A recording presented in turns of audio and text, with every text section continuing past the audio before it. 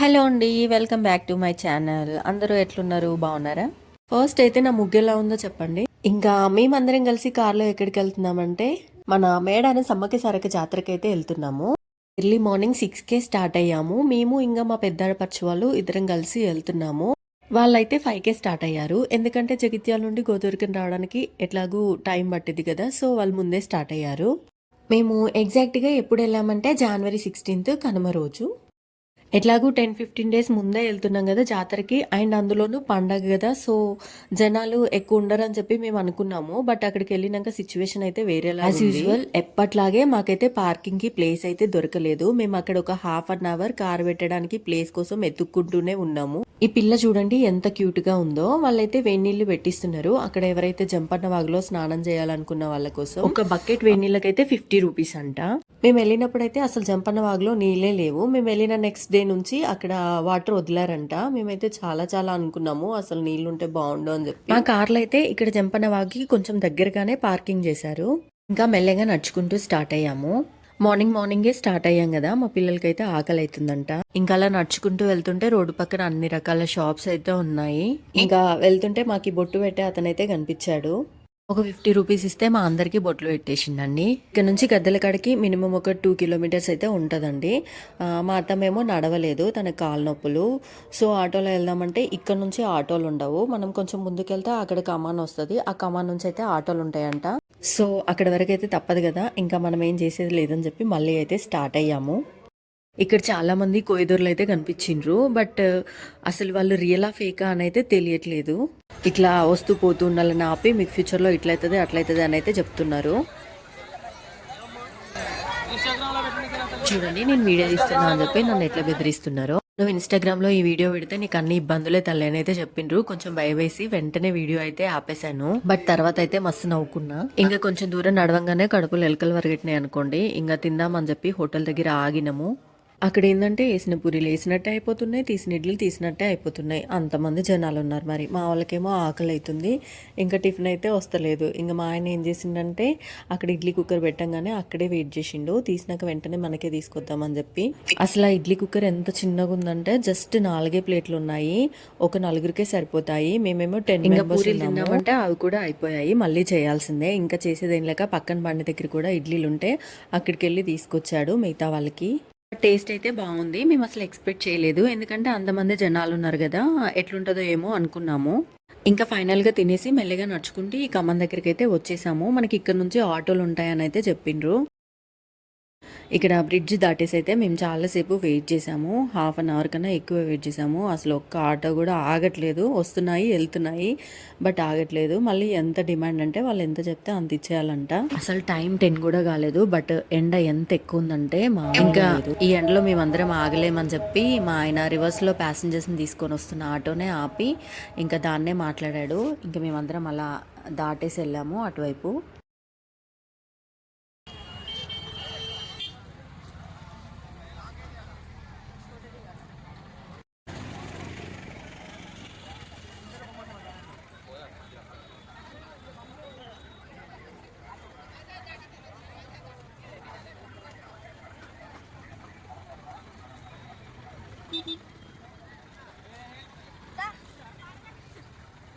మొత్తానికైతే ఒక ఆటో అయితే ఆపిండు. ఇంకా అందరం అందులోనే ఎక్కాము. ఎందుకంటే మళ్ళీ ఇంకో ఆటో దొరికిద్దో లేదో అని చెప్పి అందరం అందులోనే అడ్జస్ట్ అయ్యి కూర్చున్నాము.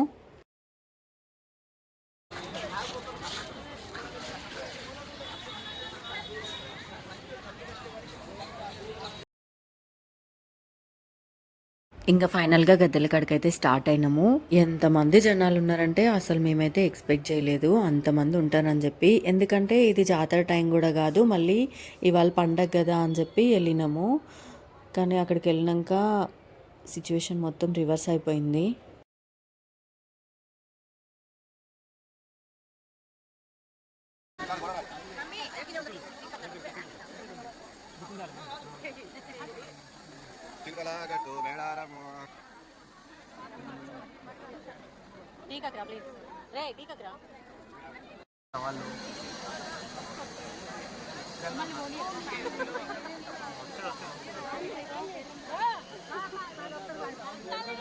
అసలు లైన్లోనే ఒక హాఫ్ అన్ అవర్ పట్టింది. మొత్తం బయటికి వెళ్ళేసరికి అయితే ఒక 1 అవర్ పట్టింది అనుకోండి. ఇంకా ఆ జనాల మధ్యలో ఒత్తడానికి మా అమ్మాయి అయితే మొత్తం ఆగం ఆగం చేసింది. అంత ఎట్లన్నా అవుతుందమ్మా అని చెప్పి. కానీ ఆ తల్లుల దర్శనం చేసుకోవాలంటే ఇదంతా మామూలే. నాకైతే ప్రతిసారి మేడారం వెళ్ళినప్పుడు ఒకటే అనిపిస్తది. ఏంటంటే ఏ టెంపుల్‌లోనైనా, ఏ పెద్ద పెద్ద గుళ్ళనైనా గూడా మనం దేవుడి దగ్గరికి వెళ్ళాలంటే క్యూ లైన్ ఉంటది. ఇట్లా మెల్లిమెల్లిగా పంపిస్తారు గదా! బట్ ఇక్కడేందంటే ఒక్కటేసారి అందరిని అలో చేస్తారు. అట్లెందుకు చేస్తారో అసలు నాకు అర్థం గాదు. ఇంకా మొత్తానికైతే ఆ సమ్మక్క తల్లి, సారక్క తల్లి దర్శనం అయితే కంప్లీట్ చేసుకున్నాము సక్సెస్‌ఫుల్‌గా.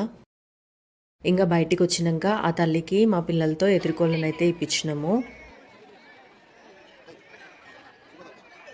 మా అమ్మాయి చాలా సెన్సిటివ్. దీనికి కూడా మస్తు భయపడుతుంది. బయటికి వచ్చినాక చూడాలా ఫ్రెండ్స్, బురద అయితే మామూలుగా లేదు. మన కాళ్ళు మొత్తం బురదలో మునిగిపోతున్నాయి. ఇంకా అట్లనే మెల్లగా నడుచుకుంటూ బయటికైతే వచ్చేసినాము.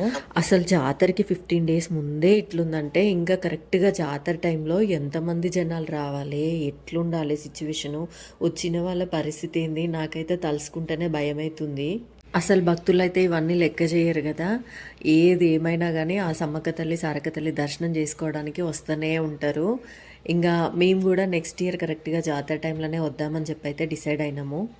మా వాడైతే ఒక గన్ను కొనుక్కున్నాడు. అదైతే కామన్ మా ఇంట్ల. వాడెక్కడికి పోయినా ఒక గన్నయితే కొనుక్కోవాల్సిందే. అదొక పిచ్చి వాడికి. ఇంగా మళ్ళా ఒక ఆటో అయితే దొరకబట్టుకొని మళ్ళా రిటర్న్ అయితే అయినాము.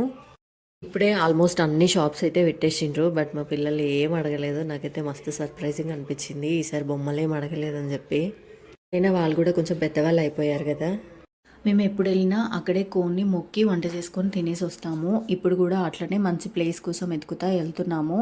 ఇంకొంచెం ముందుకెళ్తే మనం వండుకొని తినడానికి మంచి ప్లేసెస్ అయితే ఉంటాయి. ఇంకా మేము కూడా ఒక మంచి ప్లేస్ చూసుకొని ఆగి వంట స్టార్ట్ చేసేసాము. అక్కడ ఒక అమ్మ మాట్లాడుతుంది కదా, ఆమె వచ్చి అందరిని డబ్బులు అడుగుతుంది. ఏంటంటే ఈ ప్లేస్ వాళ్ళదంట, ప్లేస్లో ఉన్నందుకే ఆమెకు డబ్బులు ఇవ్వాలంట. బట్ డబ్బులు తీసుకుంటున్నారు అంటే ముందే ఆ ప్లేస్ని క్లీన్ చేసి పెట్టాలి కదా. బట్ ఆమె అట్లా ఏం చేయలేదు. జస్ట్ అక్కడ ఉన్న వాళ్ళ దగ్గరికి వచ్చి ఈ ప్లేస్ మాది, మీరు మాకు డబ్బులు ఇవ్వాలి అని చెప్పి డిమాండ్గా అడుగుతుంది. ఇంకా ఇదే ఫ్రెండ్స్ మా మేడారం జాతర వ్లాగ్. ఇంతకన్నా ఎక్కువ నేను షూట్ చేయలేదు. మీరందరూ ఎప్పుడు జాతరకి వెళ్తున్నారు? ఈ సంవత్సరం మేడారం వెళ్తున్నారా లేదంటే మీ ఊర్లో జరిగే జాతరకి వెళ్తున్నారా? నాకు కామెంట్స్లో చెప్పండి. ఇంకా వీడియోని స్కిప్ చేయకుండా చివరి వరకు చూసి మా వీడియో కనుక మీకు నచ్చినట్లయితే మర్చిపోకుండా ఒక లైక్ మాత్రం చేయండి ఫ్రెండ్స్. కొత్త వాళ్ళు ఎవరైనా నా వీడియోస్ చూస్తున్నట్లయితే లైక్ చేయండి, షేర్ చేయండి, కామెంట్ చేయండి. అట్లనే మర్చిపోకుండా సబ్స్క్రైబ్ చేసుకోండి.